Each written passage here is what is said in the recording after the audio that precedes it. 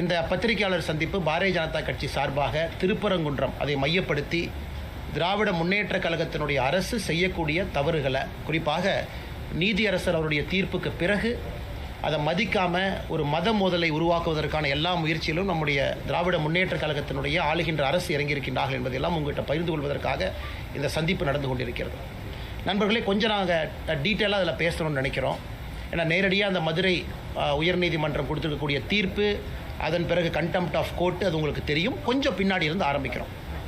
இந்த இஷ்யூவை பொறுத்த வரைக்கும் 1862 இது ஒரு டாக்குமெண்டடாக இது ஒரு இஷ்யூவாக இருக்குது.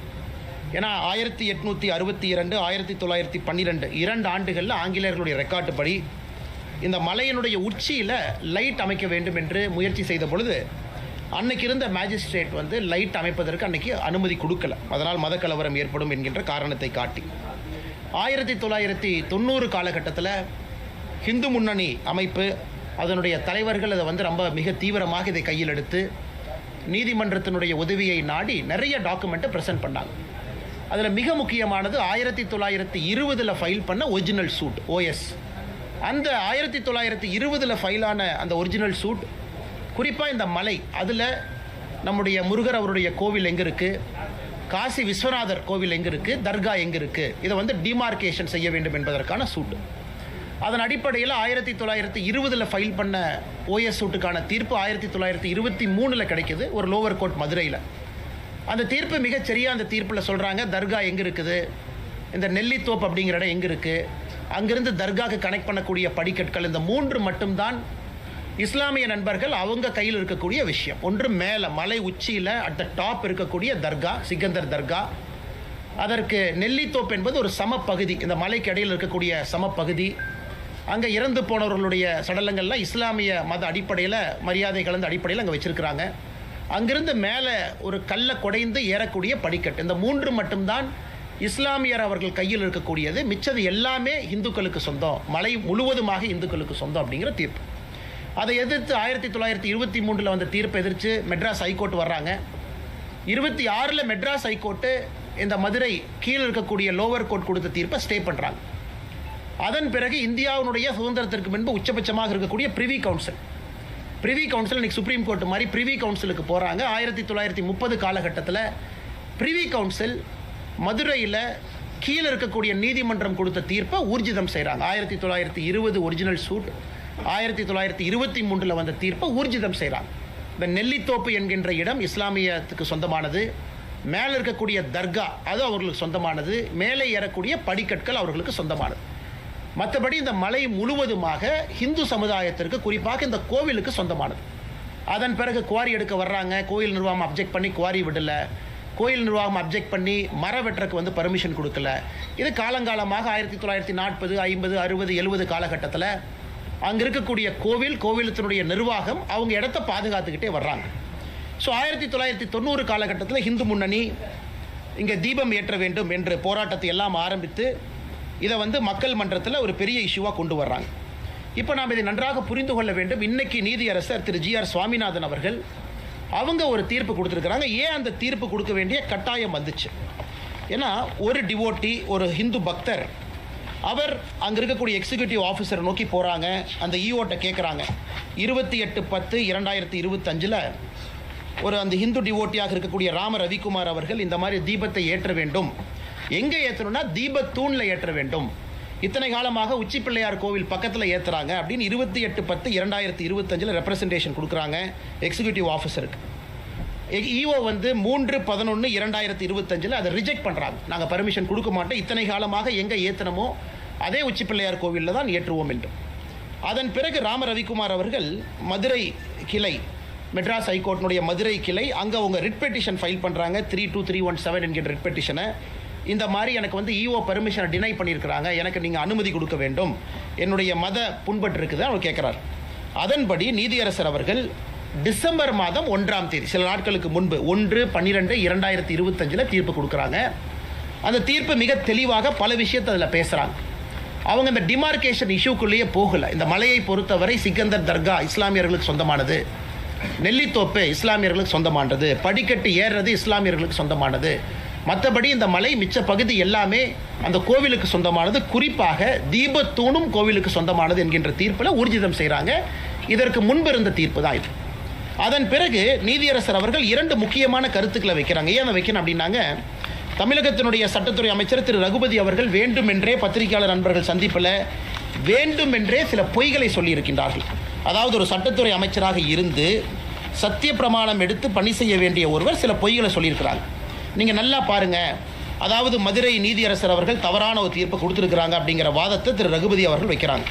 என்ன வாதத்தை வைக்கிறாங்கன்னா, இதில் இருக்கக்கூடிய பிரச்சனை எல்லாம் 2014 முடிஞ்சிருச்சு. 2014 அந்த பிரச்சனை முடிஞ்சிருச்சு. அன்னைக்கே டிவிஷன் பெஞ்சு தீர்ப்பு கொடுத்துட்டாங்க. டிவிஷன் பெஞ்சினுடைய தீர்ப்பு படி உச்சி பிள்ளையார் கோவிலில் மட்டும்தான் நாம் தீபத்தை ஏற்றணும், மேலே போக வேண்டிய அவசியம் இல்லை. அதனால் நீதியரசர் அவர்கள் தன்னுடைய கடமையை சரியாக செய்யலை அப்படின்னு. இதை மாண்புமிகு நீதியரசர் அவர்கள் டிசம்பர் 1 கொடுத்த தீர்ப்பில் மிக முக்கியமாக இந்த பாயிண்ட்டை ஹைலைட் பண்ணி பேசியிருக்கிறார். அவர் எதுவும் மறுக்கலை. இந்த பாயிண்ட்டை ஹைலைட் பண்ணி பேசுகிறார். அதை மட்டும் ஆங்கிலத்தில் உங்களுக்கு படித்து காட்ட விரும்புகின்றோம். அதாவது 2014 போட்டிருக்கக்கூடிய ரிட் பெட்டிஷன் எதை ரகுபதி அவங்க கோட் பண்ணுறது, 2017 டிவிஷன் பெஞ்ச் ஆர்டர், இது இரண்டும் என்ன சொல்கிறாங்கன்னா, அதில் பெட்டிஷனர் என்ன கேட்குறாங்கன்னா, தீபத்தை மலையினுடைய உச்சபட்சமான உச்சியில் ஏற்ற வேண்டும் என்று கேட்கின்றாங்க. So the petitioner wanted the deepam to be lit at the hilltop. He further argued that lighting the lamp near Moksha Deepam is not in consonance with the scripture. The learned judge rightly rejected the request. அவர் 2014 தீர்ப்பை சரின்னு தான் சொல்றார். This was because the title over the hilltop has already been declared as vesting in the Muslim. மலையினுடைய உச்சி பகுதி top most part அது இஸ்லாமியர்களுக்கு சொந்தமானது என்கின்ற 1920 OS தீர்ப்பை இருக்கு. A settled issue cannot be reopened அப்படிங்கிறார். நான் இந்த இஷ்யூவை திரும்ப ரீஓப்பன் பண்ணல.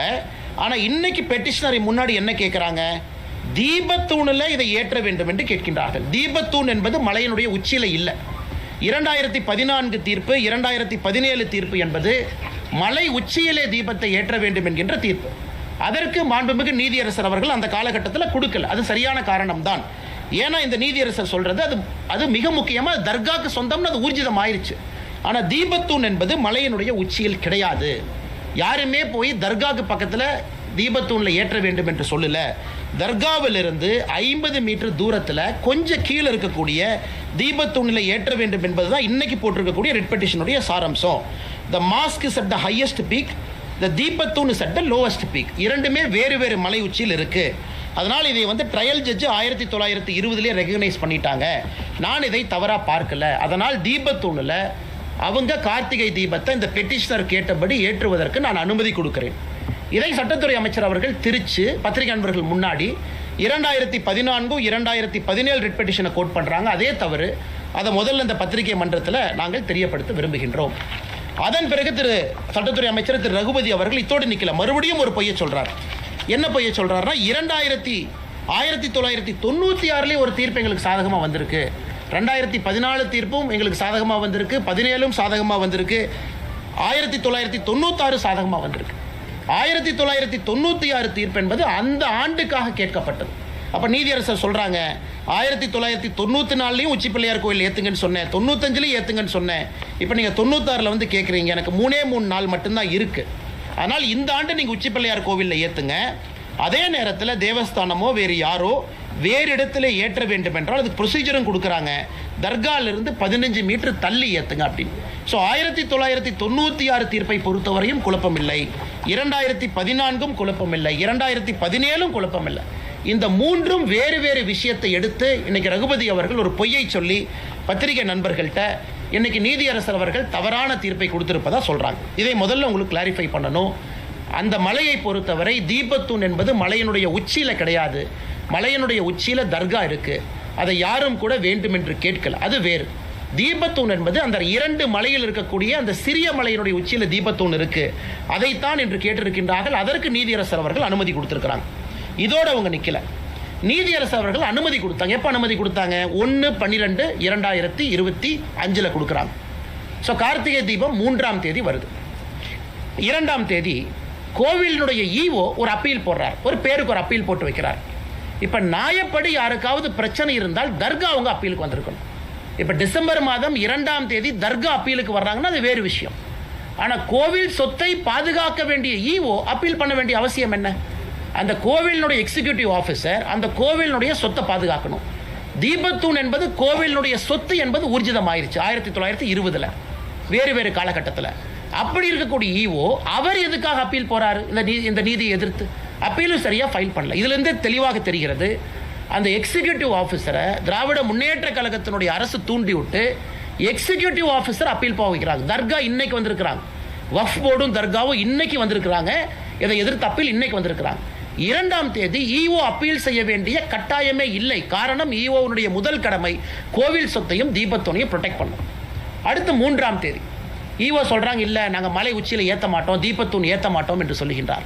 அதற்கு இந்த petitioner Rama Ravikumar contempt of court வர்றாங்க. 5 மணிக்கு கண்டெம்ட் ஆஃப் கோர்ட் பெட்டிஷன் எடுக்கிறாங்க. கார்த்திகை தீபம் 6 மணிக்கு.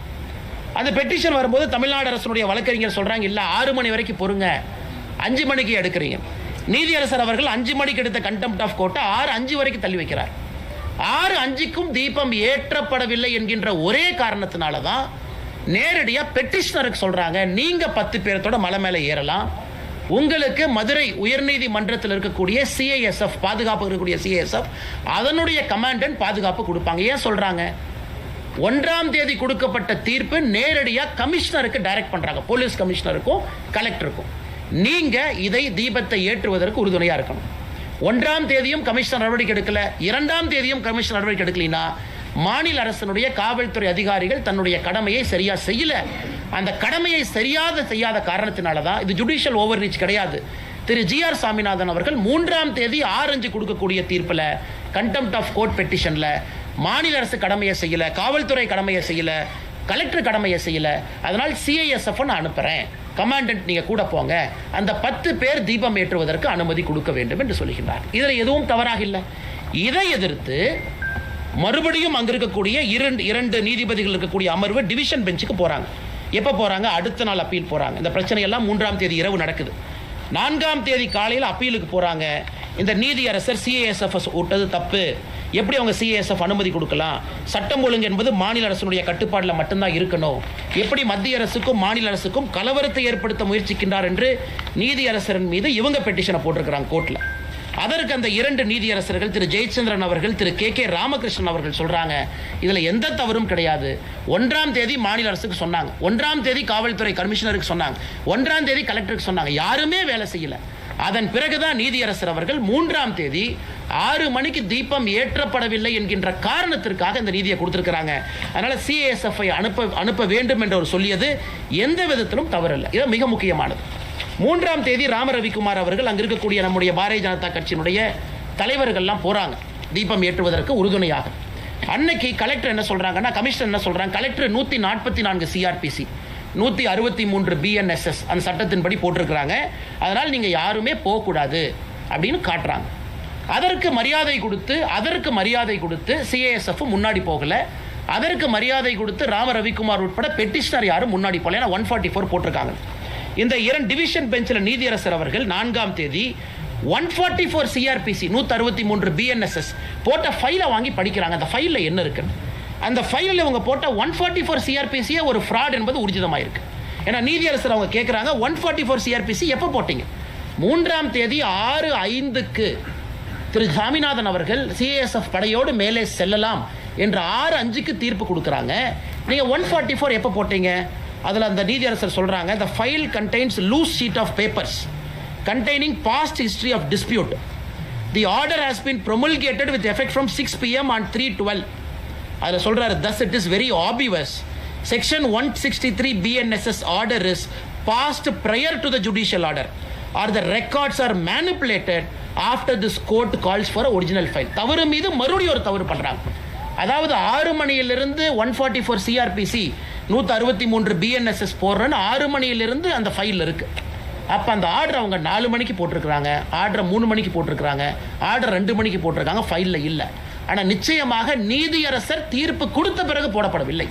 6:05க்கு திரு சாமிநாதன் அவர்கள் நீதியரசர் அவர்கள் கொடுத்த தீர்ப்புக்கு பிறகு 144 CRPC போடப்படவில்லை என்பது இந்த டிவிஷன் பெஞ்சில் இருக்கக்கூடிய 2 நீதியரசர் பெரிய வார்த்தையை பயன்படுத்துறாங்க. IAS IPS அதிகாரிகளுக்கு எதிராக the records are manipulated after the court calls for the original file.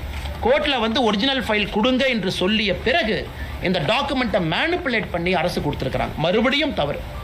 அதன் பிறகு 4ஆம் தேதி நேற்று நம்முடைய பாரதிய ஜனதா கட்சியினுடைய மாநில தலைவர் திரு நயினார் நாகேந்திரன் அவர்கள், நம்முடைய மூத்த தலைவர் அண்ணன் ஹெச் ராஜாஜி அவர்கள் அவங்க மறுபடியும் போகிறாங்க. ஏன்னா இந்த 2 ஜட்ஜ் இருக்கக்கூடிய டிவிஷன் பெஞ்ச் அமர்வில் அப்பீலை டிஸ்மிஸ் பண்ணதுக்கப்புறம் 144ம் டிஸ்மிஸ் ஆகுது. அதன் பிறகு நாங்கள் தீபத்தை ஏற்றுவோம் என்று போனப்படுது. அதை இல்லீகலாக எந்தவித ஆர்டரும் இல்லாமல் தடுத்திருக்கிறாங்க. 144 நிலுவையில் இல்லை, அப்பீல் நிலுவையில் இல்லை, எங்கேயும் கூட நீதியரசர் திரு சாமிநாதன் அவங்க கொடுத்தது ஸ்டே இல்லை, எதுவுமே இல்லாதப்ப அங்கே இருக்கக்கூடிய காவல்துறை அதிகாரிகள் தடுத்தது மட்டுமல்ல, மாநில தலைவர் அண்ணன் நயினார் நாகேந்திரன் அவர்கள் உட்பட, அண்ணன் ஹெச் ராஜா அவர்கள் உட்பட நம்முடைய தொண்டர்களை தலைவர்களை கைது பண்ணியிருக்காங்க. Which is an illegal arrest. அதுக்கு எந்த விதமான ஆதாரமும் கிடையாது, எந்த விதமான டாக்குமெண்ட் இல்லை. இந்த அளவுக்கு ஒரு ஆளுகின்ற திராவிட முன்னேற்ற கழகத்தினுடைய அரசு ஒரு நீதியரசர் கொடுத்திருக்கக்கூடிய தீர்ப்புக்கு எதிராக டைரக்ஷன் கொடுத்ததுக்கு அப்புறம் பணி செய்ய வேண்டிய பப்ளிக் சர்வெண்ட். அதனால தான் commissioner of police is called public servant, collector is called public servant. Public சர்வெண்டாக இருக்கக்கூடிய 2 உயர் அதிகாரிகள் அவங்க அதை தடுத்து, அதன் பிறகு 4ஆம் தேதி நேற்று நடந்த கைது என்பது முழுவதும் இல்லீகல் கைதாக இதை மாற்றி 2 மதத்திற்கிடையில் மோதல் போக்கை கடைபிடித்திருக்கின்றார்கள். இது இன்னும் ஆச்சரியமா நீங்க பார்த்தீங்கன்னா, திரு நீதியரசர் சுவாமிநாதன் அவங்க தீர்ப்பில் இன்னும் பின்னாடி போறார். 2005 ஆர்டிஓ ஆஃபீஸில் நடந்த பீஸ் கமிட்டி மீட்டிங் நடந்தது. அந்த பீஸ் கமிட்டி மீட்டிங்கில் 2 நபர்களும் பங்கேற்றாங்க. அதாவது டிசம்பர் 1ஆம் தேதி 2005 ஆர்டிஓ ஆஃபீஸில் திருப்பரங்குன்றம் கார்த்திகை தீபம் ஏற்றுவது சம்பந்தமாக சாயந்தரம் 6 மணிக்கு 13-12 நடக்குது. அதில் இஸ்லாமிய நண்பர்களும் இந்து சகோதரர்களும் பங்கேற்கிறாங்க. அதில் எங்களுக்கு தர்காலிருந்து 15 மீட்டர் தள்ளி நீங்கள் தீபத்தை ஏற்றிக்கொள்ளலாம் என்று இஸ்லாமிய நண்பர்கள் கையெழுத்து போட்ட டாக்குமெண்ட் இதில் இருக்கு. மிக தெளிவாக கையெழுத்து போட்டு கொடுத்துருக்கிறாங்க. 2005 தர்காலிருந்து 15 மீட்டர் தள்ளி நீங்கள் ஏற்றிக்கலாம், எங்களுக்கு எந்த பிரச்சனையும் இல்லை. ஸோ பிரச்சனை இஸ்லாமியர்களுக்கு இல்லை, பிரச்சனை தர்காக்காரங்களுக்கு இல்லை. இன்னைக்கு 2005 இதை கோர்ட்டில் என்ன சொல்கிறாங்கன்னா, இன்னைக்கு இல்லை இதை ஃபோர்ஸ் பண்ணி கையெழுத்து போட சொன்னாங்க, அதனால் நாங்கள் ஃபோர்ஸ் பண்ணி ஆர்டிஓ ஆஃபீஸில் கையெழுத்து போட்டோம். 1996 இதே போல் ஒரு அக்ரிமெண்ட் போடுறாங்க. அந்த அக்ரிமெண்ட்டில் கூட இதே போல் இஸ்லாமியர் அவர்கள் எங்களுக்கு அப்ஜெக்ஷன் இல்லை. இன்னைக்கு திராவிட முன்னேற்ற கழகத்தினுடைய அரசு சிக்கந்தர் மலைன்னு புதிய பேரை வைக்கிறாங்க, அதை ரசிக்கிறாங்க. சிக்கந்தர் மலைக்கு இவங்க பேரை வச்சுக்கிட்டு ராமநாதபுரத்தினுடைய எம்பி மேலே போய் சிக்கன் பிரியாணி சாப்பிட்றாரு, அதை ரசிக்கிறாங்க. நெல்லித்தோப்புக்கு போய் நாங்கள் ஆடு வெட்டுவோம், கோழி வெட்டுவோம்னு சொல்கிறாங்க, அதை ரசிக்கிறாங்க. அதை எதிர்த்து எங்கேயுமே மாநில அரசு போகலை. அதை எதிர்த்து டிவோட்டிஸ் போனாங்க. அதை எதிர்த்து இந்து மதத்தை நம்பிக்கையாக வழிபடக்கூடிய டிவோட்டி போகிறாங்க. எப்போங்க? அக்டோபர் 2025, 1 மாதத்துக்கு முன்னாடி அவங்க போய் கோர்ட்டில் ஆர்டர் வாங்குறாங்க, நெல்லித்தோப்பில் ஆடு கோழி வெட்டக்கூடாது. இன்னைக்கு இவ்வளவு ஆர்வமாக தர்காக்காரங்க செய்கிற வேலையெல்லாம் கோவிலினுடைய எக்ஸிக்யூட்டிவ் ஆஃபீஸர் பண்ணுறாரு இன்னைக்கு. ஆனால் அன்னைக்கு நெல்லித்தோப்பில் போய் ஆடு வெட்டலாம், கோழி வெட்டலாம், இவ அப்ஜெக்ட் பண்ணல, தமிழ்நாடு அரசு அப்ஜெக்ட் பண்ணல. சிக்கந்தர் மலைன்னு பேர் சொல்கிறாங்க, தமிழ்நாடு அரசு அப்ஜெக்ட் பண்ணல. அந்த எம்பி 100 பேர்த்து கூட்டு போய் சாப்பிட்றாரு, அப்ஜெக்ட் பண்ணல. அன்னைக்கு எங்கேயுமே அப்ஜெக்ட் பண்ணாதவங்க அன்னைக்கு அந்த நீதி அரசனுடைய தீர்ப்பும் கூட அதையும் குறிப்பிட்டிருக்கிறார். மாநில அரசு அப்ஜெக்டே பண்ணல, 2 இந்து பக்தாதிகள் அப்ஜெக்ட் பண்ணதுக்காக இந்த தீர்ப்பு கிடைச்சிருக்கு. அப்படி இருக்கும் பொழுது ஒருதலை பட்சமாக தமிழகத்தில் இந்து மதத்தை நம்பக்கூடிய பக்தர்களுக்கு எதிராக மிக முக்கியமாக அப்பீஸ்மெண்ட் பாலிடிக்ஸினுடைய உச்சபட்சமான ஒரு அரசியலை திராவிட முன்னேற்ற கழகத்தினுடைய அரசு செய்கிறாங்க. என் கையில் இருக்கக்கூடிய லிஸ்ட் பார்த்தீங்கன்னா, தமிழகத்தில் எங்கேயெல்லாம் இந்து கோவிலை இடித்தாங்க, திராவிட முன்னேற்ற கழகம் ஆட்சிக்கு வந்த பிறகு இந்து கோயிலை இடித்தது. இதில் நிறையா கோவை மாநகர் முத்தானம்மன் கோயிலிருந்து, வேத விநாயகர் டெம்பிள் மின்ட் ரோடு சென்னையிலிருந்து, சூலூர் வாசுதேவர் டெம்பிளிலிருந்து, தஞ்சாவூர் குபேர விநாயகர் டெம்பிளிலிருந்து, கீழவாசல் பகுதி ஆதி மாரியம்மன் கோவிலிருந்து, அரியலூர் மாவட்டம் சனீஸ்வரன் பகவான் கோயில் மேட்டுப்பாளையம், திருவள்ளூர், பெரம்பூர், அது இருக்குதுங்க, லிஸ்ட் இருக்குது. 161 தாண்டிட்டாங்க. அதில் சில ரெக்கார்டை பார்த்தீங்கன்னா கோர்ட்டு சொன்னாங்க இடித்தோம். கோர்ட் எப்போ சொன்னாங்க? சாயந்தரம் தீர்ப்பு கொடுத்தாங்க. எப்போ இடிச்சிங்க? அடுத்த நாள் காலையில் 2 மணிக்கு. அப்போ கோர்ட்டு வேணுமா? அதாவது சில இந்து கோவிலை இடிக்கும் பொழுது கோர்ட்டு சொன்னாங்க நாங்கள் இடித்தோம்.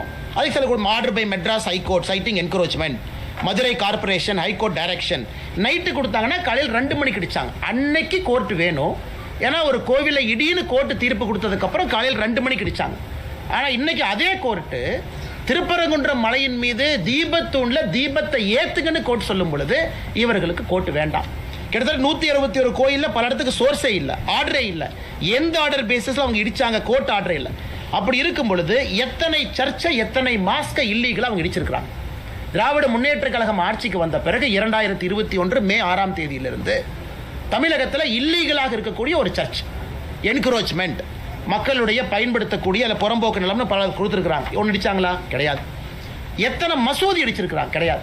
தமிழ்நாட்டில் எந்த சர்ச்சும் மசூதியும் ஆக்கிரமிப்பு நிலத்தில் இல்லையா? இருக்கு. ஆனால் என்ன ஒரு நியாயம்? எல்லா இதையும் இடிக்காதீங்க, எல்லாருக்கும் அவங்கவுங்க பகுதியில் வழிபாட்டு உரிமையை கொடுங்க. அதைத்தான் நாம கேட்கிறோம்.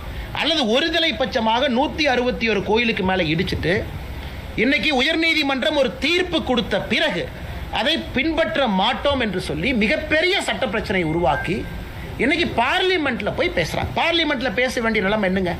பார்லிமெண்ட்ல இவர்கள் போய் இந்தியாவினுடைய மத நல்லிணக்கத்தை கெடுத்துட்டேன்னு இவங்க பேசணும், அரசியலமைப்பு சட்டத்தை தூக்கி போட்டு விட்டேன் என்று பேசணும், ஒரு கோர்ட்டு கொடுத்த ஆர்டரை ஃபாலோ பண்ணலின்னு தானே பார்லிமெண்ட்ல பேசணும். பார்லிமெண்ட்ல போய் என்ன பேசுறாங்க? திராவிட முன்னேற்ற கழகத்தினுடைய எம்பிக்கள், காங்கிரஸினுடைய எம்பிக்கள், விசிகாவுடைய எம்பிக்கள் என்ன பேசுறாங்க இன்னைக்கு? அதாவது தமிழகத்தில் இந்து மதவாத சக்திகள் தமிழகத்தில் ஜாதி கலவரத்தை, மத கலவரத்தை உருவாக்குறாங்க. இது எப்படி இந்து மதவாத சக்தி ஆகும்? கோர்ட்டுக்கு போய் கோர்ட்டில் வெயிட் பண்ணி கோர்ட்டு ஒரு தீர்ப்பு கொடுத்த பிறகு முறையாக போய் அன்னைக்கு 144 சிஆர்பிசி போட்டிருக்கின்றோம் என்று தவறாக சொல்லியும் கூட அதையும் பின்பற்றி பெட்டிஷனர் திரும்ப வர்றாங்க. நேற்று எந்த ஆர்டருமே இல்லாத நாளில் இல்லீகலா இத்தனை பேர்த்தை கைது செய்துவிட்டு இன்னைக்கு சம்பந்தமே இல்லாமல் பாராளுமன்றத்தில் போய் இவர்கள் நாடகம் ஆடி கொண்டிருக்கின்றார்கள். இதை இந்த பத்திரிகையாளர் சந்திப்பு மூலமாக தமிழக மக்களுக்கு எடுத்து சொல்லணும். எந்த அளவுக்கு உங்க ஃப்ராடு பண்ணியிருக்கிறாங்க, எந்த அளவுக்கு பொய்ய சொல்லியிருக்கிறாங்க, எந்த அளவுக்கு ஒருதலை பட்சமாக நடந்திருக்கின்றார்கள், எந்த அளவுக்கு இதே கோயிலில் ஆடு வெட்டு கோழி வெட்டுன்னு சொன்னும் பொழுது பேசாமல் இருந்தவங்க இன்னைக்கு தீபத்தூண்ல தீபத்தை ஏற்று என்று சொல்லிய பிறகு இந்த டிராமா பண்றாங்க. சட்டத்தை பாதுகாக்க வேண்டிய சட்டத்துறை அமைச்சர் 2014-17 தீர்ப்பையும் 1996 தீர்ப்பையும் வேண்டும் என்றே திரித்து, அதுக்கும் இந்த கேஸுக்கும் சம்பந்தம் இல்லை, வேண்டும் என்றே திரித்து இதுல இந்து பெட்டிஷனர் யாரும் மலை உச்சியினுடைய தர்கா இந்துக்களுக்கு சொந்தம் என்று கேட்கவில்லை. That is a settled issue. அது 1920 செட்டில் ஆயிருச்சு. மலையினுடைய உச்சி தர்கா என்பது இஸ்லாமியர்களுக்கு சொந்தம். நெல்லித்தோப்பு இந்துக்களுக்கு சொந்தம் என்று எங்கேயும் கேட்கல, அதையும் செட்டில்டு இஷ்யூ, அது இஸ்லாமியர்களுக்கு சொந்தம். மேலே ஏற படிக்கட்டு இந்துக்களுக்கு சொந்தம் என்று கேட்கவில்லை, அதுவும் சொந்தம். ஆனால் மலை உச்சியில் இல்லாமல் கீழே இருக்கக்கூடிய தீபத்தூணில் நாங்கள் கார்த்திகை தீபத்தன்று இதை ஏற்ற வேண்டும் என்று ஏற்ற போகிறவங்களை 2 நாட்களாக அலக்கழித்து மதுரை மாநகரத்தையே அல்லோலப்படுத்தி அவ்வளவு காவல்துறையை அனுப்பி மக்களுடைய இயல்பு வாழ்க்கையெல்லாம் கேள்விக்குறிக்கு ஆக்கிவிட்டு முதலமைச்சர் அன்னைக்கு காலையில் ட்வீட் போடுறார். மதுரைக்கு என்ன தேவை? வளர்ச்சி அரசியலா ஆர் டேஷ் அரசியலா? நான் கேட்கின்றேன், இது ஒரு முதலமைச்சர் போடுற ட்வீட்டா? இது யாரோ சின்ன பசங்க போட்டால் ஏற்றுக்கலாம். மதுரைக்கு என்ன அரசியல் தேவை? வளர்ச்சி அரசியலா ஆர் டேஷ் அரசியலா? அந்த டேஷ்ங்கிறது என்ன? முதலமைச்சர் தன்னுடைய சமூக வலைதள பக்கத்தில் ஒரு டேஷ் என்கின்ற வார்த்தையை கேள்விக்குறியாக்கி விட்டுருக்காரு. டேஷ்னா என்ன? முதலமைச்சர் தானே சொல்லணும். fill in the blanks. நீங்கள் நானும் என்ன? இது முதலமைச்சருடைய ட்வீட். எந்த அளவுக்கு சிறுபிள்ளைத்தனமாக இவ்வளவு பிரச்சனையை செய்துவிட்டு முதலமைச்சர் அவர்கள் இதை போடுறாங்கன்னா உண்மையாலுமே இந்த முதலமைச்சர் அனைவருக்குமான முதலமைச்சரா? இந்துக்களுக்கான முதலமைச்சரா? இஸ்லாமியர்களுக்கான முதலமைச்சரா? கிறிஸ்தவர்களுக்கான முதலமைச்சரா? ஒரு நீதி நிலைப்பாடு ஒரு சட்டமன்றத்தில் ஒரு நீதிமன்றத்தில் சொல்லும் பொழுது முதல் கடமையாக செய்ய வேண்டிய பொறுப்பு சீஃப் மினிஸ்டருக்கு இருக்கு. அதையும் பின்பற்றல.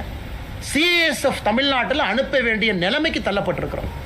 இது சம்பந்தமாக நேற்று தமிழக பாரதிய ஜனதா கட்சி சார்பாக நம்முடைய மாநில தலைவர் திரு நயினார் நாகேந்திரன் சார்பாக நம்முடைய உள்துறை அமைச்சர் அமித்ஷாஜி அவர்களுக்கு சம்பந்தமாக பிரீஃப் பண்ணியிருக்கிறோம். என்ன நடக்குது, என்ன பிரச்சனை இங்கே இருக்கு, இவங்க எந்த அளவுக்கு தவறான ஒரு விஷயத்தை செஞ்சிருக்கிறாங்க, எந்த அளவுக்கு நீதிமன்ற அவமதிப்பில் இன்வால்வ் ஆயிருக்கிறாங்க. சிஎஸ்எஃப் அன்னைக்கு ஒருவேளை நான் போறேன்னு சொல்லியிருந்தா மாநில அரசனுடைய காவல்துறைக்கும் சிஎஸ்எஃப்க்கும் கைகலப்பு வந்து இந்திய அளவில் மிகப்பெரிய தலைகுடிவாக நம்ம மாநிலத்துக்கு ஏற்பட்டிருக்கும். அவங்க பின்னாடி போயிட்டாங்க. சரி 144 இருக்கா, நாங்கள் மதிக்கிறோம், பின்னாடி போயிட்டாங்க, அதனால் பிரச்சனை இல்லை. ஆனால் இன்னைக்கு நீதியரசர் சொல்லியிருக்காங்க அந்த 144 ஃப்ராடு. இவ்வளவு தவறுகளை செய்ய விட்டு இன்னைக்கு சுப்ரீம் கோர்ட்டில் ஃபைல் பண்ணியிருக்கிறாங்க. பாருங்க, அபிஷேக் மனு சிங்கிவி அவங்க, விகாஸ் சேகல் அவங்க, இங்கே ஒருத்தருக்கு ஃபீஸ் என்னங்க? 20 லட்சம், 30 லட்சம், 40 லட்சம் சிட்டிங் ஃபீ.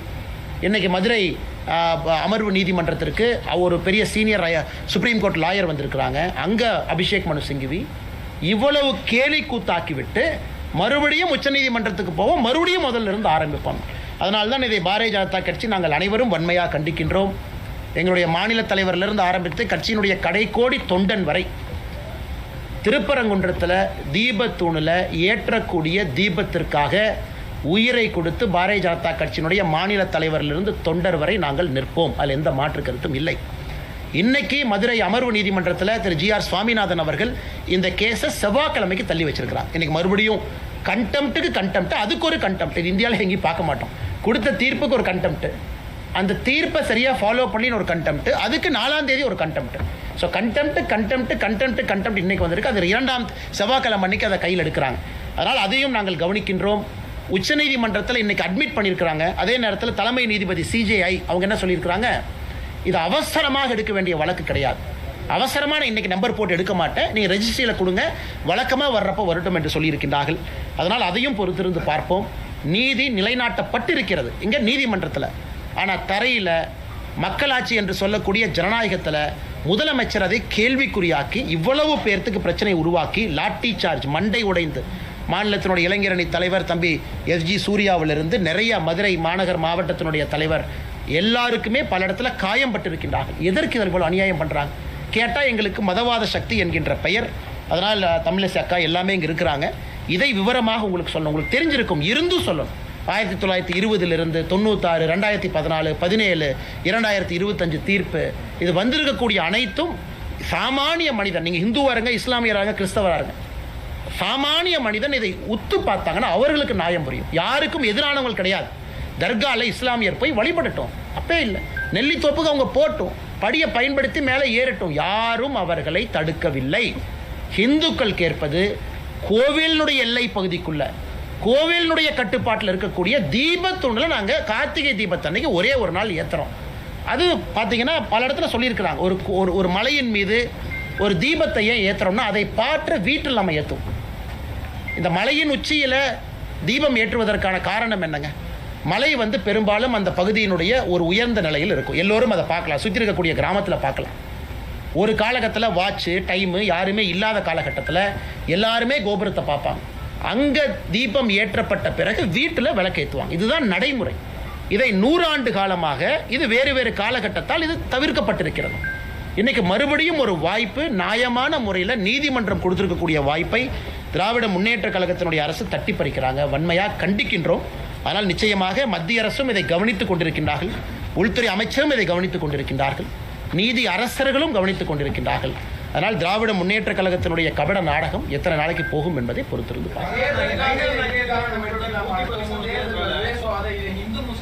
ஆனால் நீங்க பாருங்க, இதுல திரு ராம ரவிக்குமார் அவர்களும் மொத்தம் 6 பெட்டிஷனர். முதல் பெட்டிஷனர் ராம ரவிக்குமார், அவரோட 5 பேர். 6 பெட்டிஷனருக்காகத்தான் நிறைய பேர் அதுவும் கேட்டீங்க, எதுக்கு 10 பேர் அனுப்பணும்? 6 பெட்டிஷனர் கூட 4 பேர் லாயர் இருக்கலாம், 10 பேர். அதனால் இத்தனை பெட்டிஷனரும் இதுவரை அமைதி காக்கிறாங்க. யாரும் இஸ்லாமிய சகோதரர்களுக்கு எதிராக ஒரு வார்த்தை தவறாக பேசலை. யாரும் தர்கா எங்களுக்கு சொந்தம் என்று கேட்கல, யாரும் எங்களுக்கு சொந்தம் என்று கேட்கல. மிக அமைதியான முறையில் அறவழியில் லட்டி சார்ஜ் அடி வாங்கிக்கிட்டு எல்லாரும் நிற்கிறாங்க. எங்களுடைய உரிமையை நிலைநாட்டி கொடுத்துருக்கக்கூடிய நீதிமன்றம் சொல்லியிருப்பதை நாங்கள் செய்கிறோம். அப்படி இருக்கும் பொழுது எங்கே இவங்க மதக்கலவரத்தை ஏற்படுத்துனாங்க? பப்ளிக் ப்ராப்பர்ட்டியை சேதப்படுத்தினாங்களா? இத்தனை போலீஸை குவிக்கிறாங்க, ஆயிரக்கணக்கான போலீஸை மதுரையில் குவிக்கிறாங்க. எங்கேயாச்சும் ஒருத்தர் இந்த பெட்டிஷனர் கூட வந்தவங்க பாரதிய ஜனதா கட்சியினுடைய தொண்டர்கள், இந்து முன்னணியினுடைய தொண்டர்கள், எங்கேயாச்சும் ஒரு பப்ளிக் ப்ராப்பர்ட்டி, ஒரு கார் கண்ணாடி உடைச்சோம், ஒரு பப்ளிக் டிரான்ஸ்போர்ட்டை உடைச்சோம்? இன்னைக்கு கலவரத்தை செய்வது யார்? மதுரை மாநகரத்தினுடைய காவல்துறை. எவ்வளவு பேரிகேட் போடுறாங்க? ஆயிரக்கணக்கான பேரிகேட். கலவரத்தை ஏற்படுத்துறது அவங்க. எங்கேயும் ஒன்று உடையல, இவங்க போய் யாரையும் தாக்கல, எந்த பொது சொத்துக்கும் சேதத்தை ஏற்படுத்தல. அப்படி இருக்கும் பொழுது எப்படி மத கலவரம் ஆன்டிசிபேட் பண்றாங்க? இது மட்டும் இல்லப்பா, ஒரே நாள் தீபம் ஏற்றுறதுனா மாத்திரம் மத கலவரம் வந்துருமான்னு ஜட்ஜி கேட்காங்க. ஜட்ஜி பாருங்க, ஒரே நாள் 3ஆம் தேதி டிசம்பர், அக்கா சொல்றாங்க டிசம்பர் 3ஆம் தேதி 6 மணிக்கு தீபத்தை ஏற்றிட்டு வந்துடுறாங்க. அதன் பிறகு 4ஆம் தேதி போறதில்லை, 5ஆம் தேதி போறதில்லை, அடுத்த தீபத்துக்கு போவாங்க. அப்படி இருக்கும் பொழுது எப்படி அதனால் மத கலவரம் ஏற்படும்? அதுவும் நீதியரசர் இன்னும் ஒரு படி போறாரு. இங்க பாருங்க, கோவிலுடைய சொத்தை பாதுகாங்கிறார். இந்த தீபத்தூணே கோவிலுடைய சொத்து. நீங்க தீபத்தை ஏற்றினா தானே அதை பாதுகாக்க முடியும். அதனால தயவு செய்து தீபத்தை ஏத்துங்கன்னு சொல்றாங்க. விசித்திரம், நம்முடைய தலைவர்கள் சொன்னது போல, அக்கா சொன்னது போல, தர்காவினுடைய அதிகாரிகள் போய் அப்பீல் பண்ணல, கோவிலுடைய ஈஓ போய் அப்பீல் பண்றாங்க. இதை விட வெக்க நம்ம எங்கேயாச்சும் பார்த்துருக்கிறோமா?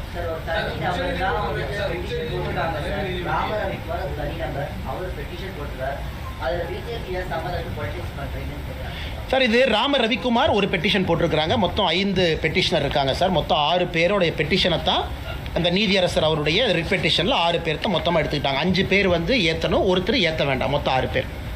இப்போ அரசியல் கட்சியினுடைய அடிப்படை உரிமை, அடிப்படை கடமை மக்களுக்காக நிற்பது. நாங்கள் மக்கள் மனநிலையை பிரதிபலிக்கிறோம். மதுரை மாநகரத்தில் இருக்கக்கூடிய மக்கள் மனநிலையை பிரதிபலிக்கிறோம். அவர்களும் மக்கள் தான். நீதிமன்றம் ஒரு தீர்ப்பு கொடுக்குறாங்க, அதற்கு பாரதிய ஜனதா கட்சி ஆதரவாக இருக்குது. இது அப்போ அரசியல் கட்சி எதுக்கு நடத்தணுங்க? எனக்கு ரகுபதி அவங்க கேட்குறாங்க, பாரதிய ஜனதா கட்சிக்கு இதுக்கும் சம்பந்தம்னா அரசியல் கட்சி எதுக்கு நடத்தணும்? மக்களுடைய மனநிலையை பிரதிபலிப்பதற்கு அரசியல் கட்சி இருக்குது, மக்களுக்காக அரசியல் கட்சி இருக்குது. நீதிமன்றம் சொல்லிய பிறகு அரசு தவறு செய்யும் பொழுது தட்டி கேட்பதற்காக அரசியல் கட்சி இருக்குது. அரசியல் கட்சியினுடைய அடிப்படை கடமை இது.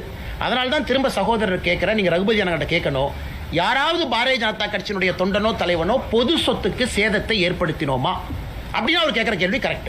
எங்கேயாவது நாங்கள் மத கலவரத்தை ஏற்படுத்தினோமா? எங்கேயுமே கிடையாது. மக்களுடைய மனநிலையை பிரதிபலித்து, இந்துக்களுடைய உணர்வை பிரதிபலித்து பாரதிய ஜனதா கட்சி களத்தில் பெட்டிஷனருக்காக, மக்களுக்காக போராடி கொண்டிருக்கின்றோம். அதே நேரத்தில் இந்த தீர்ப்பில் தெரியா சொல்கிறாங்க, பர்சன் ஆஃப் இன்ட்ரெஸ்ட். பெட்டிஷனர் மட்டும் பர்சன் ஆஃப் இன்ட்ரெஸ்ட் இல்லைங்க. ஹிந்து மதத்தை நம்பக்கூடிய எல்லோருமே பர்சன் ஆஃப் இன்ட்ரெஸ்ட் தான். ராம ரவிக்குமார் மட்டுமா? இல்லை. ராம ரவிக்குமார் சொல்கிறத நான் நம்புகிறேன் அப்படின்னா நானும் பர்சன் ஆஃப் இன்ட்ரெஸ்ட். அது தமிழ்நாடு என்டோமெண்ட் HRNCயில் அதுவும் இருக்குது. அதனால் ராம ரவிக்குமார் பெட்டிஷனாக இருக்கலாம், அதை நம்பக்கூடிய நானும் பர்சன் ஆஃப் இன்ட்ரெஸ்ட் என்பது பல தீர்ப்பில் சொல்லியிருக்கிறாங்க. அதனால் எல்லோருக்கும் ஆதரவாக நாங்கள் நின்று கொண்டிருக்கின்றோம் என்கின்ற கருத்தை பணிவாக உங்களுக்கு தெரிவித்துக் கொள்கிறேன்.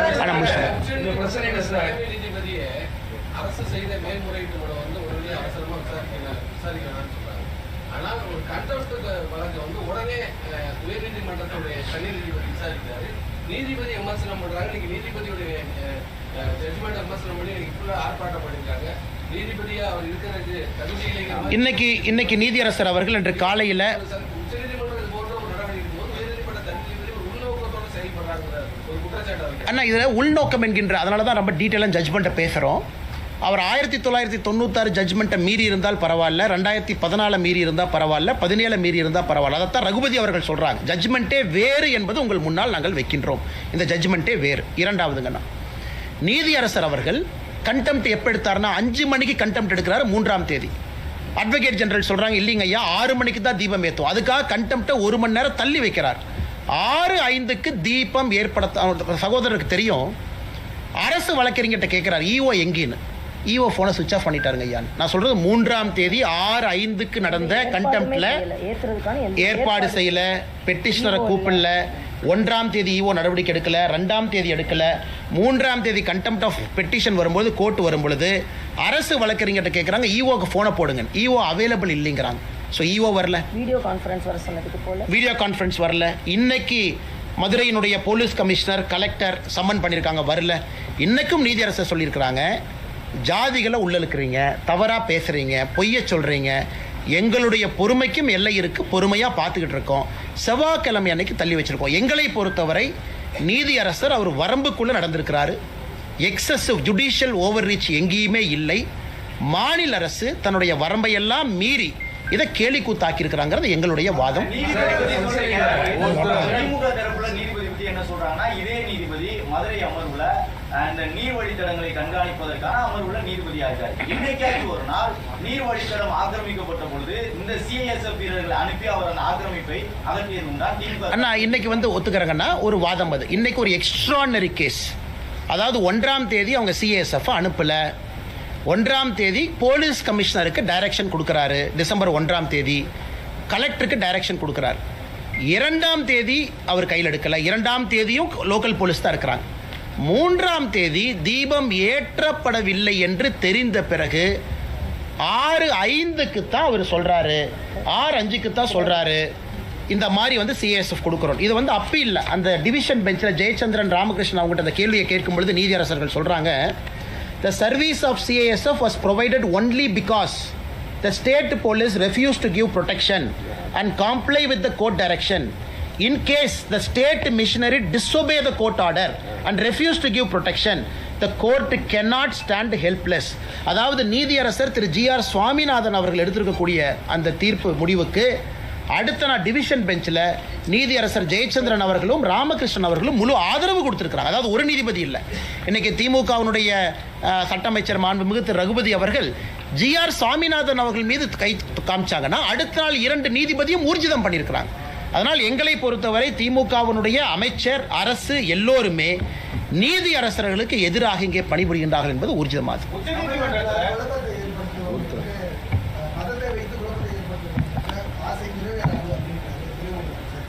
ஆனால் துரைமுருகன் ஐயாக்கு இது தெரியுமா எனக்கு தெரியலீங்க. துணை முதலமைச்சர் திரு உதயநிதி ஸ்டாலின் அவர்களுக்கு எஸ்ஐஆர்னு என்னன்னே தெரியல. பத்திரிகை நண்பர்கள் எஸ்ஐஆர் கேட்டதுக்கு புது விளக்கம் கொடுக்குறார். இந்தியாவில் யாருமே எஸ்ஐஆருக்கு ஒரு துணை முதலமைச்சராக இருக்கிறவருக்கு எஸ்ஐஆர் விளக்கமே தவறு. அதனால் உண்மையாலுமே அவருக்கு இந்த கோர்ட் இஷ்யூ தெரியுமா, ஜட்ஜ்மெண்ட்டு தெரியுமா, தெரிஞ்சு தான் பேசுகிறாரா அப்படிங்கிறது மாண்புமிகு துணை முதலமைச்சரின் மீது எங்களுடைய குற்றச்சாட்டு. இரண்டாவது, மாண்புமிகு துணை முதலமைச்சர் அவர்கள் இன்னைக்கு புரிஞ்சுக்கணும், இவர் 1ஆம் தேதி சொன்னாங்க, 2ஆம் தேதி சொன்னாங்க, 3ஆம் தேதி சொன்னாங்க. அன்னைக்கு துணை முதலமைச்சர் எங்கே போனார்? அதாவது அவர்கள் ஆட்சியில் இருக்கக்கூடிய காவல்துறைக்கு டைரக்ஷன் கொடுத்துருக்குறாங்க. பின்பற்ற வேண்டியது துணை முதலமைச்சருடைய பொறுப்பு. எதுவுமே செய்யலை. இன்னைக்கு இந்த மாதிரி மதக்கலவரத்தை ஏற்படுது. திரும்ப திரும்ப நாங்கள் சொல்கிறோங்கன்னா, மதக்கலவரம் என்பது பொது சொத்துக்கு தீ வச்சாங்களா? இஸ்லாமிய நண்பர்களை யாராவது இங்கே தவறாக பேசினாங்களா? இஸ்லாமிய நண்பர்களுடைய சொத்தாக இருக்கக்கூடிய தர்கா இந்துக்களுக்கு சொந்தம் என்று எங்கேயாச்சும் சொன்னாங்களா? நெல்லித்தோப்பு கொடுங்கன்னு திரும்ப கேட்டாங்களா? எங்கேயுமே இல்லை. ஆனால் இதே உதயநிதி ஸ்டாலின் அவர்கள் அந்த ஸ்கந்தர் மலையை சிக்கந்தர் மலை என்று சொல்லும்போது எங்கே போனார்? இதே உதயநிதி ஸ்டாலின் அவர்கள் ஆடு கோழி வெட்டுவோம் நெல்லித்தோப்பில் சொல்லும்போது எங்கே போனார்? இன்னைக்கு மட்டும் கிளம்பி வர்றாருன்னா உதயநிதி ஸ்டாலின் அவர்கள் எல்லோருக்குமான துணை முதலமைச்சரா இல்லை குறிப்பிட்ட சமுதாயத்திற்கான துணை முதலமைச்சராங்கிற கேள்வியை நாங்களும் கேட்போம் இல்லைங்க.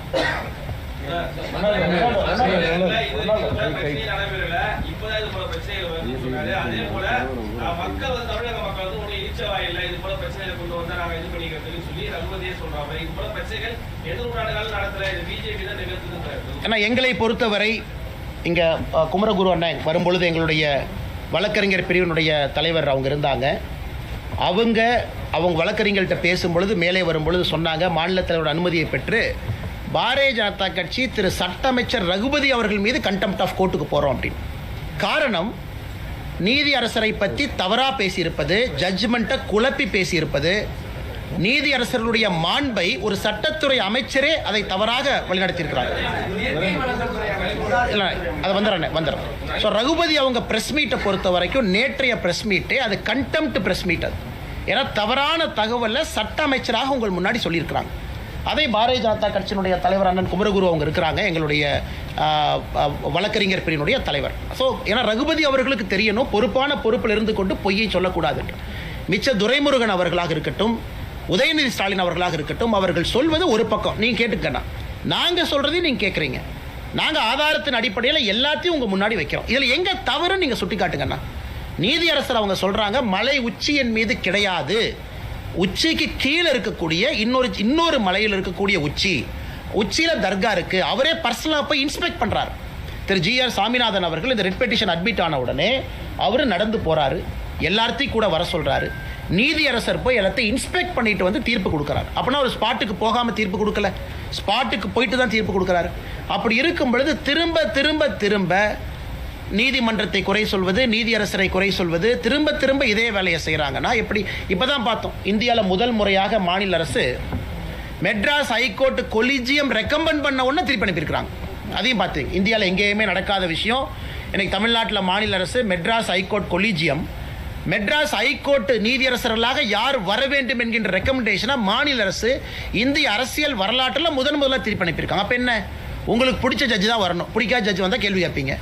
நீங்கள் போடுற ஜட்ஜு தான் வரணும். நிறைய நீதியரசர்கள், நாங்கள் எந்த நீதியரசர்களுமே தவறாக சொல்லலை, இதற்கு முன்பு திமுக கட்சியில் இருந்தவங்க அப்பா இருந்தவங்க, ஆனால் ஏற்றுக்கிட்டோம். ஏன் ஏற்றுக்கிட்டோம்? அது ஒரு ப்ராசஸில் வந்திருக்கிறாங்க, கொலிஜியத்தில் வந்திருக்கிறாங்க. மாநில அரசு ஏற்றுக்கிட்டாங்க, மத்திய அரசு ஏற்றுக்கிட்டாங்க, உச்சநீதிமன்றத்தினுடைய கொலிஜியம் ஏற்றுக்கிட்டாங்க. நாங்கள் எங்கேயுமே கேள்வி கேட்கலையே. ஆனால் முதல் முறையாக கேள்வி கேட்டு தெரியப்படுத்துறாங்கன்னா நீதிமன்றத்தின் மீது அவர்களுக்கு நம்பிக்கை இருக்குதா என்பதை திராவிட முன்னேற்ற கழகத்தினுடைய அரசு தெளிவுபடுத்தணும். பெண்களை வழிபட விடணும் சொல்லி உச்சநீதிமன்றம் கூறிய போது பாஜக அதை நிராகரித்தது, அதுக்கு அப்போஸ் பண்ணியிருந்தது. ஆனால் சபரிமலை ஐயப்பன் கோயிலில் பெண்களை வழிபட அனுமதிக்கிறோம் அப்படின்னு சொல்றாங்க பாஜக. அதை உச்சநீதிமன்ற தீர்ப்புக்கு எதிராக சொல்லியிருந்தது. ஆனால் இதே திருப்பரங்குன்றம் தீர்ப்பில் நீதிபதி தீர்ப்பை ஏற்றுக்கணும். நல்ல வேலை இந்த கேள்வி கேட்டீங்கன்னா, நிறைய பேர் இது கேட்குறாங்க. நல்ல கேள்வி, அருமையான கேள்வி, பதில் சொல்கிறோம். ஆனால் பதில் சொல்கிறோம், விமர்சனம் எல்லாம் நல்ல கேள்வி. 100 ஆண்டுகளுக்கு முன்பு திருப்பரங்குன்றத்தில் தீபத்தூணில் தான் தீபம் ஏற்றுனாங்க. 100 ஆண்டுகளுக்கு முன்பு, 100 ஆண்டுகளாகத்தான் இல்லை தீபத்தூண் ஏன் கட்டி வைக்கணுங்கண்ணா? ஒரு கோவில் 1200 ஆண்டுகளுக்கு பழமையான ஒரு கோவில். அந்த கோவிலில் தீபத்தூண் எது கட்டி வைக்கணும்? தீபம் ஏற்றுறக்கு. ஸோ 100 ஆண்டுகளுக்கு முன்பு தீபம் ஏற்றி இருக்கிறாங்க. 100 ஆண்டுகளாக ஏற்றப்படவில்லை. ஆனால் சபரிமலையில் 100 ஆண்டுகளுக்கு முன்பு பெண்கள் உள்ளே போனாங்களா? போகல. புதிதாக ஒரு விஷயத்தை சொல்லும் போது எதிர்க்கிறோம். ஆகம சாஸ்திரத்துக்கு எதிராக சொல்லும் பொழுது எதிர்க்கிறோம். 100 ஆண்டுகளுக்கு முன்பு தீபத்தூண் இருந்துச்சு. ஆனால் 100 ஆண்டுகளுக்கு முன்பு சபரிமலையில் பெண்கள் உள்ள போனாங்களா? இல்லை. சபரிமலையில் ஆண்டாண்டு காலமாக இருக்கக்கூடிய வழக்கத்தை மாற்றி புதுசாக ஒரு பொய்யை சொல்லும் போது நாங்கள் எதிர்க்கிறோம். அதே மாதிரி திருப்பரங்குன்றத்தில் ஆண்டாண்டு காலமாக இருந்த வழக்கத்தை 100 ஆண்டுகளாக செயல்படுத்தலை. இன்னைக்கு செயல்படுத்த வேண்டும் என்று நீதிமன்றம் தீர்ப்பு கொடுக்கும் பொழுது அதற்கு அரணாக நாங்கள் நிற்கின்றோம். அதனால் எங்கள் நிலைப்பாட்டில் சபரிமலையாக இருந்தாலும் திருப்பரங்குன்றம் இருந்தாலும் ஹிந்து மக்களுடைய உணர்வு, அவங்க என்ன நினைக்கிறாங்க, எது நியாயமோ, கோர்ட் என்ன சொல்லியிருக்கோ அதுலேயும் பார்த்தீங்கன்னா சரி, சபரிமலையில் எதற்காக கோர்ட் அப்பீல் நிறுத்தி வச்சாங்க? இந்த போராட்டத்தை பார்த்தாங்க, தவறுன்னு புரிஞ்சுக்கிட்டாங்க, அப்பீல் வந்து போச்சு, கேரள அரசே தன் ஸ்டாண்டை மாற்றுச்சு. அதனால் இன்னைக்கு இந்த மாதிரி ஒரு குழப்பமான ஒரு விஷயத்தை திமுக சொல்கிறாங்கன்னா உங்களுக்கு சபரிமலை இஷ்யூவும் புரியல, திருப்பரங்குன்ற இஷ்யூவும் புரியல. ரெண்டையும் குழப்பி சொல்லுகின்றார்கள். எங்களை பொறுத்தவரை எங்கள் நிலைப்பாடு சமமாக சரியாக இருக்கு.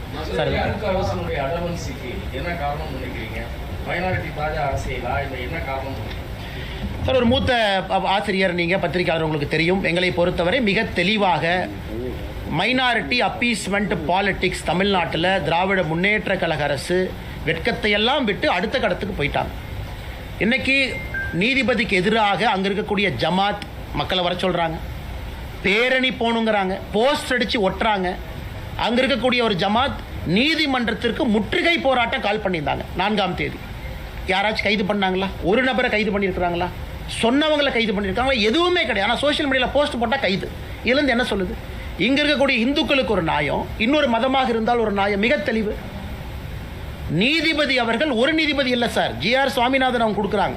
அதுக்கு மேலே டிவிஷன் பெஞ்ச் 2 நீதிபதி ஊர்ஜிதம் செய்கிறாங்க. அப்படி சொல்லியும் கூட கேட்க மாட்டேன் அப்படின்னு திராவிட முன்னேற்ற கழகம் நிற்கிறாங்கன்னா தாஜா மத அரசியல் கையில் எடுத்திருக்கிறாங்க. தேர்தலுக்கு மைனாரிட்டி வாக்குகளை அப்படியே லட்டு மாதிரி சிந்தாம செதறாம திமுக எடுக்க வேண்டும் என்று நினைக்கிறாங்க. இதை உண்மையை சொல்ல வேண்டும் என்றால் நிறைய இஸ்லாமிய நண்பர்களும் கிறிஸ்தவ நண்பர்களுமே அதை விரும்பலை. தேவையில்லாமல் ஏன் தர்காவே வந்து பெட்டிஷன் இல்லைங்க சார். 3ஆம் தேதி தர்கா வரல, 4ஆம் தேதி தர்கா வரல, இன்னைக்கு தான் தர்கா வந்திருக்கிறாங்க. வெறும் எக்ஸிக்யூட்டிவ் ஆஃபீஸர் இந்து கோவிலை ப்ரொடெக்ட் பண்ண வேண்டிய ஈவோவை தூண்டி விட்டு இந்த கபட நாடகத்தை போடுறாங்க. அதனால் மைனாரிட்டியும் இதை ரசிக்கலை, மெஜாரிட்டியும் ரசிக்கலை. கடைசியில் அப்பம் தின்ன குரங்கு 2 அப்பத்தை தின்ன மாதிரி எந்த ஓட்டும் வரப்போகிறதில்ல. நடுத்தெருவில் தான் திராவிட முன்னேற்ற கழகம் இருக்க போகிறாங்க. 2026 தேர்தல் ஊர்ஜிதம் செய்யும் தேசிய ஜனநாயக கூட்டணி அமித்ஷாஜி அவர்கள் சொன்னது போல 3ல் 2 பங்கு மெஜாரிட்டியோடு வெற்றி பெறும்.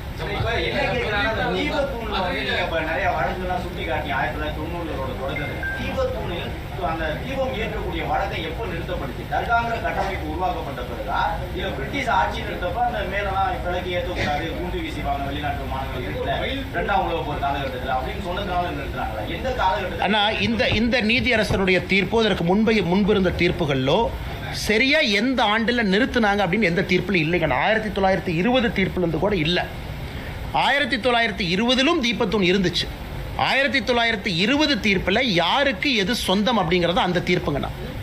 ஆனால் இன்னைக்கு அங்கே இருக்கக்கூடிய அர்ச்சகர்கள் என்ன சொல்கிறாங்க, எங்கள் அப்பா எங்கள் தாத்தா அவர்களுடைய பேச்சை வச்சு நாங்கள் சொல்கிறோம், இது சராசரியாக 1920 காலகட்டத்திலிருந்து ஏற்றப்படவில்லை அப்படிங்கிறது அவங்க கருத்து. அப்படின்னா 105 வருஷம், 105 இயர்ஸ்.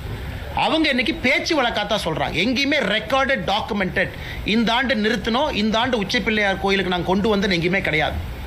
இன்னொரு காரணம் என்னன்னா, இதில் பெட்டிஷனர் சொல்கிறாங்க மோட்ச தீபம் தான் உச்சிப்பிள்ளையார் கோவில் பக்கத்தில் மோட்ச தீபம் தான் ஒரு காலத்தில் ஏற்றப்பட்டிருந்தது. கார்த்திகை தீபம் என்பது எப்பொழுதுமே தீபத்தூணில் இருந்துச்சு. எப்போ அது நிறுத்தப்பட்டதோ மோட்ச தீபம் ஏற்றக்கூடிய இடத்துல தான் கார்த்திகை தீபம் ஒன்றா வருது. அதே ஆகம சாஸ்திரத்தின்படி தவறுங்கிறது ஒரு ஆர்குமெண்ட். அதனால் இன்னைக்கு தீர்ப்பு ஹிஸ்டாரிக்கல் ரெக்கார்ட்ஸ் எல்லாம் பார்த்து இதற்கு முன்பு இருந்த நடைமுறையை திரும்ப கொண்டு வந்திருக்கிறாங்க. அதனால் இன்னைக்கு மாநில அரசு அவங்க கையில் ரெக்கார்ட் இருக்குது, அவங்க கையில் என்டோமெண்ட் ரெக்கார்ட் இருக்குது, அவங்க கையில் ஈஓ இருக்கிறாங்க. ஈஓ வந்து 3ஆம் தேதி 2ஆம் தேதி ஃபைல் பண்ணது, 1ஆம் தேதி தீர்ப்பு வந்து 2ஆம் தேதி ஃபைல் பண்ணது பார்த்தீங்கன்னா ஒரே ஒரு பேஜை மட்டும்தான் ரெஜிஸ்ட்ரியில் ஃபைல் பண்ணுறாரு. அதையும் நீதிபதி சுட்டி காட்டுறாங்க. ஒப்புக்கு சப்பானியாக ஈஓ வந்து ஒரு பேஜை ஃபைல் பண்ணிவிட்டு ஓடிட்டார். அதுவும் இன்அட்மிசிபிள். ஸோ ஈஓவை பொறுத்த வரைக்கும் 1ஆம் தேதி தீர்ப்பு கொடுத்தா 2ஆம் தேதி அப்ஜெக்ட் பண்ணும், போய் பேப்பரை கொடுத்து வந்துட்டார். எந்த வித சப்போர்ட்டிங் டாக்குமெண்ட் இல்லை. அப்படி தான் இன்றைக்கி ஈஓ இருக்கிறாங்க. அதனால் திரும்பவும் நாங்கள் பத்திரிகை நண்பர்களுக்கு வலியுறுத்துகின்றோம், நீங்கள் பார்க்குறீங்க, நீங்கள் கிரவுண்டில் இருக்கிறீங்க, நீங்கள் கிரவுண்டில் போய் பார்ப்பீங்க. இது மத கலவரத்தை ஏற்படுத்துவதற்கான முயற்சி இல்லை. கடந்த 5 நாட்களாக யாராவது இஸ்லாமியருக்கு எதிராக பேசுகிறாங்களா? இல்லை. பொது சொத்தை சேதப்படுத்தினாங்களா? இல்லை. காவல்துறை தவறான ஒரு விஷயத்தை சொல்லும் பொழுது கூட ஒபே பண்ணாங்களா? ஆமாம். 144 சிஆர்பிசியே பொய், அதை ஏற்றுக்கிட்டு திரும்பி வந்தாங்களா? உண்மை. நேற்று மாநில தலைவர் நயினார் நாகேந்திரன் அண்ணன், ராஜா அண்ணன், நம்ம தொண்டர்களை கைது பண்ணுறதற்கு காவல்துறைக்கு அனுமதி இருக்கா? இல்லை. ஏன்னா நேற்று 144 இல்லை. இத்தனையும் பொறுத்து கொண்டிருக்கின்றோம். ஆனால் திமுக எங்களை பார்த்து நாங்கள் தவறு செய்கிறோன்னு சொல்கிறது எப்படி பொறுத்துக்க முடியுங்கண்ணா? மதுரையில் முதலீட்டாளர் மாநாடு நடைபெற நிலையில மதுரையுடைய மாண்பை குலைக்கிறதுக்கு சர்வதேச முதலீட்டாளர் மத்தியில் வந்து மதுரையுடைய நற்பெயரை கெடுக்கிறதுக்கு தான் பாஜக இது மாதிரி. அண்ணன் 1ஆம் தேதி தீர்ப்பு வந்துச்சு. 3ஆம் தேதி 6-5க்கு தீபத்தை விட்டுருந்தாங்கன்னா எல்லா ஃப்ளைட்டும் மதுரையில் இறங்கி இருக்கும், எல்லா இன்வெஸ்டரும் வந்திருப்பாங்க. யார் பிரச்சனை ஏற்படுத்தினது? 3ஆம் தேதி 6 மணிக்கு தீபத்தை ஏத்துங்கன்னு சொன்ன பிறகு நான் ஏற்ற மாட்டேன் என்று சொன்னவர் பிரச்சனையை உருவாக்குனாரா, இல்லை நீதிமன்றம் சொல்லி இருக்குன்னு வீதிக்கு வந்தவங்க பிரச்சனை உருவாக்குனாங்களா? ஸோ எல்லோருக்குமே தெளிவாக தெரியும், நீதிமன்றம் சொன்னதை கேட்க மாட்டோம் என்று சொன்ன திராவிட முன்னேற்ற கழகம் தான் பிரச்சனை உருவாக்குனாங்க. அது மட்டும் இல்லைங்கண்ணா, திராவிட முன்னேற்ற கழகத்துக்கு மதுரை இன்வெஸ்டர் சமிட்டுக்கு யாரும் வரமாட்டோம் என்று சொல்லியிருப்பாங்க போல. அதனால் அதை திசை திருப்புவதற்காக அவங்களே இந்த பிரச்சனையை ஆரம்பிச்சிருக்காங்க. அப்படி தான் நாங்கள் பார்க்குறோம். நீ முதலீட்டாளர் சமிட் நல்லா நடத்தணும்னு திமுக அரசு முடிவு பண்ணியிருந்தாங்கன்னா அவங்க இந்த பிரச்சனையை வளர விடுறாங்க. தீர்ப்பு வந்துச்சு, 3ஆம் தேதி தீபத்தை ஏற்றுறதுக்கு போலீஸ் 2 பேர்த்த கூட அனுப்பிச்சிருப்பாங்களேனா, அதுவும் 10 பேர் மட்டும் வாங்கினா எதுக்கு அத்தனை பேர் போகிறாங்க? 10 பேர் தான் போகிறாங்க. இல்லைப்பா பெட்டிஷனர் மட்டும் 6 பேர் வாங்கப்பான்னு கமிஷனர் சொல்லியிருந்தா 6 பேர் மட்டும் போக போகிறாங்க. அதுவும் சொல்லலை. அதில் ஆச்சரியம் பாருங்கள், ராம ரவிக்குமார் அவர்கள் கமிஷனர் சொல்கிறாங்க, ஐயா 144 போட்டிங்க, ஆனால் 144ல் 3 பேர் போகிறதுக்கு அனுமதி இருக்குல்ல. கமிஷனர் முழிக்கிறார், இதான புதுசாக இருக்கேன், 3 பேர்த்தையும் விட மாட்டேன்னா தப்பு செஞ்சது யார்? 144ல் 3 பேர் போகிறதுக்கு அனுமதி இருக்குல்லண்ணா. பிலோ 4 4க்கு எக்ஸீட் ஆகக்கூடாது, 4 பேர். ஏன் அது 3ஐ அனுமதிக்கல, 4ஐ அனுமதிக்கல? 144 போட்ட பிறகு 163 BNSS 3 பேர் அனுமதிச்சிருக்கலாமே. 3 பேர் போய் தீபத்தை ஏற்றிட்டு வந்திருப்பாங்களே. அங்கே இருக்கக்கூடிய 1000 பேரும் போக வேண்டும் என்று சொல்லலீங்கண்ணா. 3 பேர் போனாலும் எங்களுக்கு சம்மதம் தான். அதையும் விடாமல் என்னை கலவரத்தை ஏற்படுத்தி இருப்பது திராவிட முன்னேற்ற கழகத்தினுடைய அரசு. அதனால் இங்கே வந்திருக்கக்கூடிய எல்லா பத்திரிகை நண்பர்களுக்கு எங்களுடைய தாழ்மையான நன்றிகளை தெரிவித்துக் கொள்கின்றோம். எல்லாருமே பெரிய அளவில் வந்திருக்கிறீங்க. ஆனால் அந்த கேஸை நிற்காதுங்கண்ணா, அது இல்லீகல் கேஸுங்கண்ணா. அதனால தான் அவங்களுக்கே தெரியும், மாநில தலைவரை கைது பண்ணாங்க, கூட்டிகிட்டு போனாங்க, மண்டபத்தில் வச்சாங்க, என்ன பண்ணுறதுன்னு தெரியல, 10:30 மணிக்கு விட்டாங்க. ஏன்னா அவர்களுக்கே தெரியும் எந்த ஆதாரத்தின் அடிப்படையில் கைது பண்ணீங்க. 144 நிலுவையில் இருக்கா? இல்லை. ஒரு தேசிய கட்சியினுடைய மாநில தலைவர், அவருக்கு பொறுப்பு இருக்கு, போனார், எந்த ஆதாரத்தில் கைது பண்ணீங்க? என்ன அவர் வயலேட் பண்ணாரு? என்ன செக்ஷனை வயலேட் பண்ணாரு? எதுவுமே வயலேட் பண்ணல. பப்ளிக் ஆர்டருங்கிறது யார்? நீங்களே உருவாக்குறீங்க. பப்ளிக் ஆர்டரை தான் நாங்கள் ஃபாலோ பண்ணுறோம், நீதிமன்றத்தினுடைய தீர்ப்பு. அதனால் இது எல்லாமே உச்சநீதிமன்றத்தில் செவ்வாய்க்கிழமை மதுரை உயர்நீதிமன்ற கிளையில் அவருடைய முகத்திரை மறுபடியும் கிளையும். இப்போவும் நம்முடைய கட்சி தலைவர்கள் எல்லோரும் பொறுமையாக தான் இருக்கிறோம். செவ்வாய்க்கிழமை என்ன சொல்கிறாங்க, உச்சநீதிமன்றத்தில் என்ன சொல்கிறாங்க. அதனால் இதை புரிந்து கொள்ள வேண்டும். மத கலவரத்தை நாங்கள் உருவாக்கலை, திராவிட முன்னேற்ற கழகம் உருவாக்க முயற்சி பண்ணுறாங்க. நன்றிங்க. தேங்க்யூ. அண்ணே வா, அண்ணே ரொம்ப நேரம் பேசுவோம், திரும்ப பேசுவோம்.